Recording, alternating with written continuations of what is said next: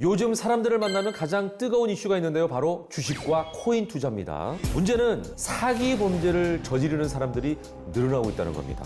심지어 그 사기 행각이 갈수록 치밀해지고 그 피해 금액도 커진다는 데 있습니다. 오늘은 코인 사기의 수법부터 예방법까지 한 번에 알려주실 금융범죄 차단의 고수를 모셔봤습니다. 안녕하세요. 직접 소개 부탁드리겠습니다. 15년간 검찰에서 근무한 뒤 부장검사로 퇴직한 후 현재 4년째 변호사로 활발히 활동 중인 홍석기입니다. 검사 재직 시절부터 지금까지 금융 관련 범죄를 주로 다루셨더라고요. 특별하게 이 분야를 좀 많이 다루셨던데 이게 우연인가요? 처음에는 우연이었습니다. 검사 재직 시절 서울 남부지검 금융조사부 법무부 경제범죄관리팀장으로 근무하다 보니 자연스럽게 여러 금융사건들을 많이 다루게 되었죠. 그런데 하다 보니 제 적성에도 잘 맞더라고요. 아, 그렇구나. 주로 어떤 금융 범죄를 다루신 거예요? 금융회사의 주가 조작 사건, 다단계 코인 사기, 금융이나 토지 투자 사기를 다뤄왔습니다. 이것만 계속 다루면 지결법도 하거든요. 근데 변호사로 활동하시는 지금도 이 분야만 다룬다고 들었어요. 처음에는 제가 근무하던 곳이 금융 업무를 다루던 부서이기 때문에 관련 사건을 많이 맡았는데요. 이 일을 계속 하다 보니 사회 부조리한 면을 많이 느끼게 되었습니다. 아니, 어떤 부분에서 그런 느낌을 받으셨어요? 어떤 분들은 돈 1,000만 원, 2,000만 원의 극단적인 선택을 하는 반면 또 다른 사람들은 수천 명을 상대로 수백억, 수천억을 돈을 사기치면서 아무렇지도 않게 살아가는 현실이 저를 굉장히 분노하게 만들더라고요. 지금도 약간 분노하신 것 같아요. 예. 자, 그런데 금융범죄 중에서도 코인 사기 피해가 굉장히 심각하다라는 얘기를 들었거든요. 실제로 그런가요? 예, 맞습니다.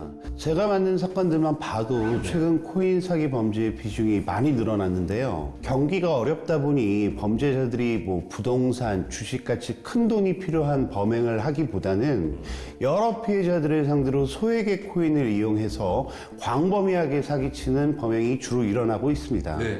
코인 사기, 정확하게 정의가 뭐예요? 범죄자가 고수익을 낼 수 있다며 코인을 도구 삼아 피해자들을 유혹하는 범죄입니다. 크게 두 가지의 유형이 있는데요. 하나는 실제로 코인을 지급하지 않고 사기를 치는 유형, 실제 코인을 지급하고 사기를 치는 유형이 있습니다. 코인을 지급하면 이건 사기가 아니지 않나요? 실제 코인을 지급하더라도 사기가 될 수 있습니다. 그래요? 심지어 최근에는 실제 코인을 지급하는 사기 유형이 오히려 더 많아요. 아니, 어떻게 그럴 수가 있어요? 먼저 실제 코인이 지급되지 않는 사기의 경우 서류, 전산 자체를 꾸며서 피해자가 지급한 돈만큼 허위의 코인 계좌에 코인이 들어오는 척 꾸미는 것입니다.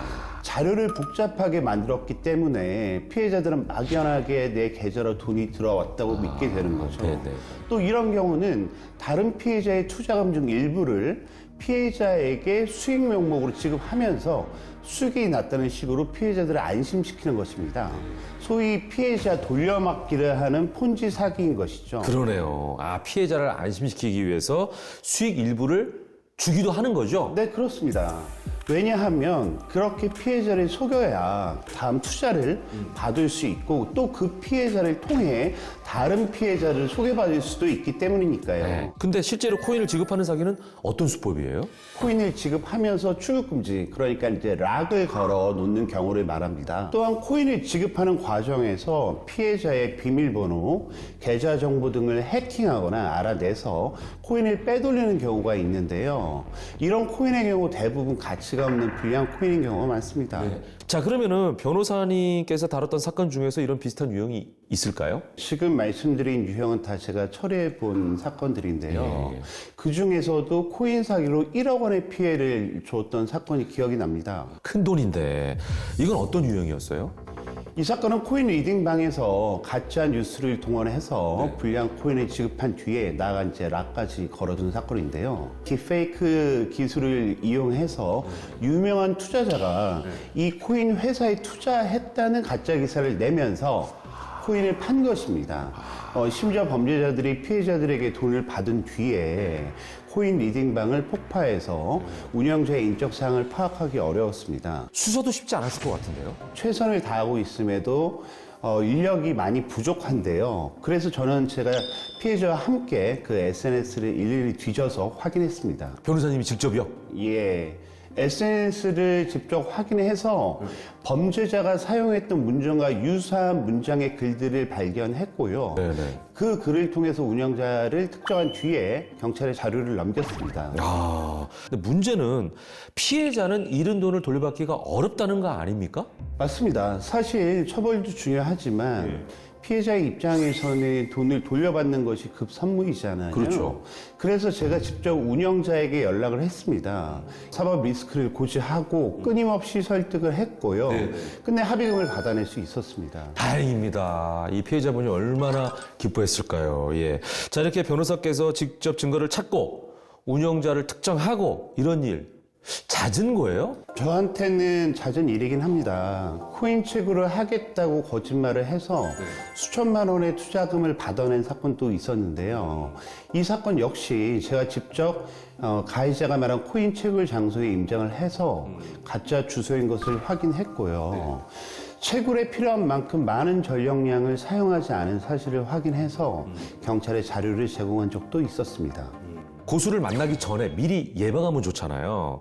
코인 사기 어떻게 예방할 수 있을까요? 우선 당부드리고 싶은 점은요, 얼굴도 모르는 이제 사람들에게 투자하지 마시라는 겁니다. 생전 본 적도 없는 사람들의 말만 믿고 투자를 하는 경우가 있는데요. 그건 절대 안 됩니다. 또한 리딩방에서 수익 인증을 하는 사람들 역시 일명 바람잡이라고 불리는 공범들일 가능성이 높으니까 투자 정보를 걸러낼 수 있는 능력을 키우는 것이 또 중요합니다. 열심히 일해서 어렵게 번 돈인 만큼 네네. 투자 공부를 충분히 하고 투명한 절차에 따라 건강한 투자를 하셨으면 좋겠습니다. 자, 마지막으로 홍석기 고수의 바람이 있을까요? 물론 사기는 예방하는 것이 가장 좋지만 작정하고 속이는 사람을 피하는 것도 정말 어려운 일이죠. 그러니 피해자분들은 지난 일에 너무 자책하지 마시고 현재 상황에서 최선을 다해 피해를 회복하셨으면 좋겠고요. 제 경험을 통해 피해자분들의 피해를 회복해서 본래의 평온한 삶으로 돌아가시는데 기여하고 싶습니다. 네.